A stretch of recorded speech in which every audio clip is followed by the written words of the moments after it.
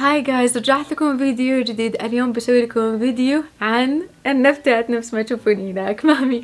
المهم النبتات راح اتكلم فيهم بشكل عام عن العناية، ليش يطلع لكم الاصفرار وكيف تسقونهم وايش يحتاجون، يعني متطلباتهم وكمية الاضاءة اللي تحتاجها. بشكل عام الاخطاء اللي دايما تصير عشان النبتة تبدأ تصفر او تصير بني لونها، انه اما سببين رئيسيين. السبب الرئيسي الاول انه ما قاعدين تعطونها موية كفاية، والسبب الرئيسي الثاني اللي أغلب الناس يسوونه تسقونها موية زيادة عن اللزوم.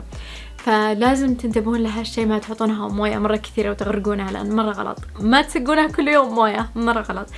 بعض النبتات تحب إنها تنشف أو تجف التربة ثم تعطونها موية، فلازم تكون التربة جافة كليا ثم تسقونها موية، مو كل يوم. غيرها في نبتات تحب انها تكون التربة رطبة شوي، مو اللي غرقانة موية، لا رطبة شوي. نفس عندي هنا نبتة الصلاة نفس ما شايفين تحب الموية تكون مفلترة، وانها مفلترة يعني مو من بزبوز على طول، لا لازم تكون مفلترة اما من قوارير صحية اللي هي مفلترة، او موية يعني ما فيها صوديوم ولا فيها يعني مركبات ما تصلح للنبتات. فهذه النبتة تحتاج رطوبة بشكل عالي، تحتاج طبعا أكثر من 50% رطوبة، ودايم أتأكد أنا عندي هنا مقياس الرطوبة والحرارة أنه يكون أكثر من 50. غير كذا الأخطاء الفرعية اللي تصير لاصفرار النبتات اللي هو أخطاء فرعية راح أحطها هنا لكم بعد. واحد منهم اللي هو تعفن الجذور. هذا الشيء الناس يعانون منه كثير. فالسبب الرئيسي اللي يسبب تعفن الجذور هو ان النبتة تقعد بموية، دائما تقعد بتربة مرة رطبة بشكل فظيع. فلازم تخلطون مع التربة شيء بحيث انه يخليها تجف والهواء يدخل زيادة عشان النبتة تحتاج اكسجين. خطأ ثاني انه يؤدي لاصفرار النبتة اللي هو الجو، اما يكون جاف بزيادة للنبتة لانها هي تحتاج رطوبة، او انه يكون رطوبة عالية مرة للنبتة وهي تبغى جفاف اكثر.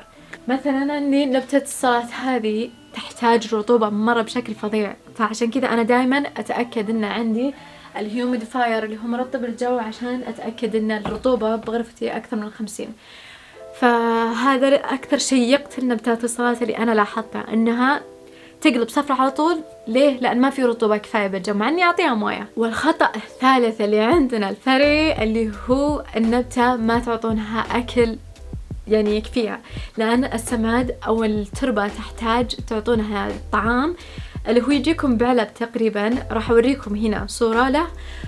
طبعا هذا الأكل لازم تعطونهم إياهم بين فترات. بالنسبة للشتاء أنا ما أعطيهم أبد أكل، أما بالنسبة للربيع للخريف والصيف، الصيف أكثر شيء فيه، يعني على حسب حرارة الجو. إذا حرارة الجو عالية راح أكثر طعام لهم، إذا حرارة الجو باردة ما راح أكثر لهم أكل. طبعا في سبب أخير ليه الورق قاعد يصفر معنا، اللي هو لأن الورق بساطة كبير بالعمر يعني، فبدل لا تعطي قوتها كلها للورق القديم راح تطيحهم وراح تنبت أوراق جديدة. مثلا هنا شايفين لما أسوي زوم شايفين كيف هنا فيه خط، هذا مكان آخر ليفة طاحت من هالنبتة لأنها ليفة قديمة كانت، اللي هو ورقة قديمة، فطبيعي إن النبتة راح تطيح أوراق عشان تنبت أوراق جديدة. وفي مثل ثاني بعد اللي هو هنا المونسترا طبعا الصغار اللي هنا هذه أقدم واحدة بينهم، جالسة تتحول أصفر، وشي طبيعي لأنها كبرت بالعمر فقاعد تتحول أصفر، وهذا الشيء طبيعي للنبتات أنهم يتحولون أصفر.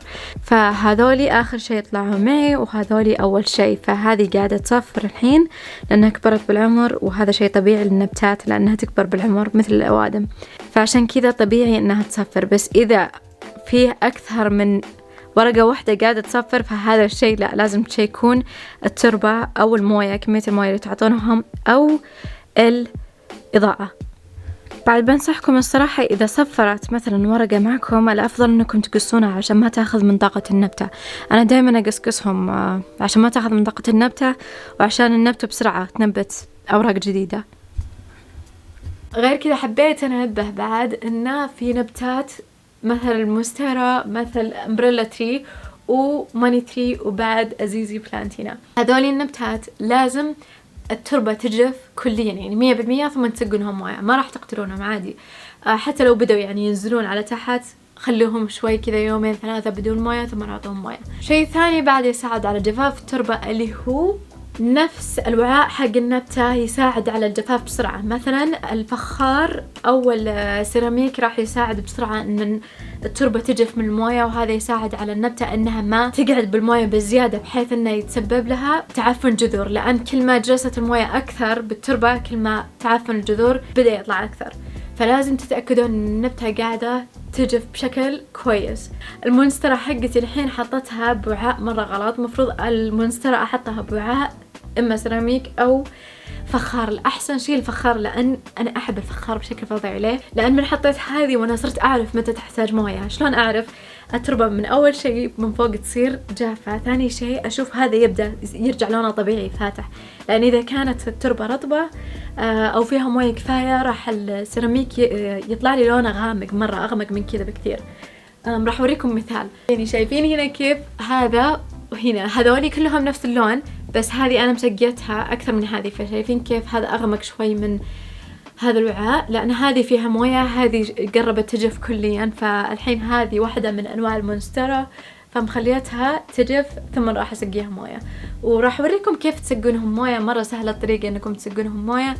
أهم شيء إنه يكون في حفرة تحت نفس ما شايفين عشان تخلون الموية تدخل كلها وتطلع الموية من تحت، فلازم تتأكدون إن الموية قاعدة تطلع كليا من تحت وما يبقى موية فيها.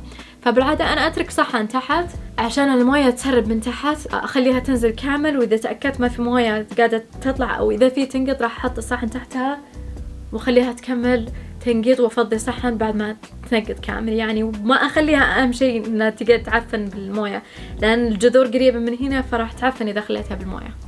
بس إذا كان ما عندكم وعاء فيه حفرة مو مشكلة، حطوا النبتة ببلاستيك، وعاء بلاستيك نفس كذا فيه حفر. طبعا طريقة التسقية مرة سهلة، راح تصبون موية عليه وتخلون الموية تنزل إلين ما توقف تنقيط، ثم تصبون مرة ثانية وثالثة. أنا بالنسبة لي أحب أسقي النبتة 3 إلى 4 مرات إذا كانت صغيرة، أما إذا كانت كبيرة راح أسقيها مرتين وتأكد الموية توقف تنقيط.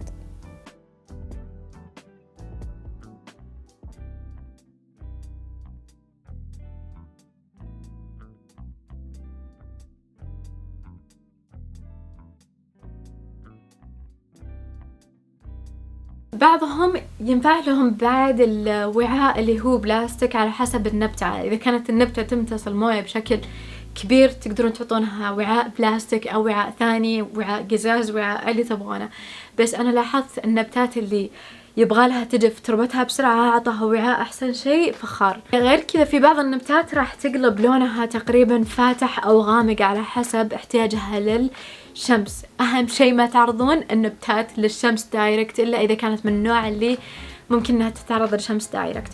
بس أنا أعرف أغلب النبتات حقات البيت لازم ما يتعرضون للشمس دايركت، فانتبهوا لهالشيء. مثلا عندنا المونسترة المفروض ما تتعرض للشمس، ومفروض يجيها شمس خفيفة، وهي أساسا مرة كويسة للزوايا اللي ما يجيها شمس أبدا، لأن ممكن الشمس ترى تقتل النبتة نفسها فتبدأ تسود النبتة، يعني مو تصفر ولا يطلع لنا بني، لا حرفيا النبتة تبدأ تسود. بنصحكم بعد أحسن شيء أنواع الوعاء للنبتات إنه يكون في حفرة تحت عشان الموية تتسرب، الموية الزايدة على التربة تتسرب من تحت.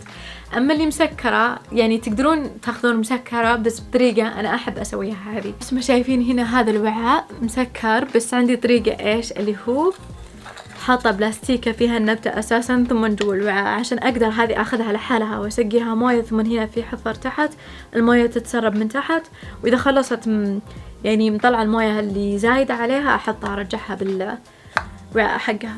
بس هي المشاكل الرئيسية اللي تعاني منها النباتات. إن شاء الله استفدتوا جايز، اكتبوا لي تحت إذا عجبكم الفيديو عشان أكمل سلسلة النباتات أفيدكم وأشوفكم تكبرون نباتاتكم بعد وتنبت زيادة. فأنا حابة مرة عالم النباتات وأحب أنصح غيري يسوون أشياء مرة تسعدهم، فأنا النباتات شيء يسعدني مرة، فعشان كذا أحب أنصح غيري وساعدكم قد ما أقدر.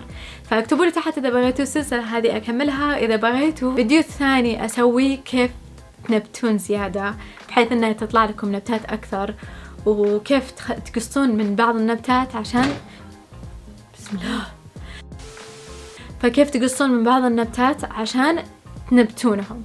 اللي أقصده أنهم يكثرون يعني، ما أدري شو أشرح لكم بس إن شاء الله فهمتوا. إن شاء الله عجبكم الفيديو جايز، لا تنسون تسوون لايك وسبسكرايب عشان أرجعكم فيديو جديد، وإن شاء الله أشوفكم على خير. باي.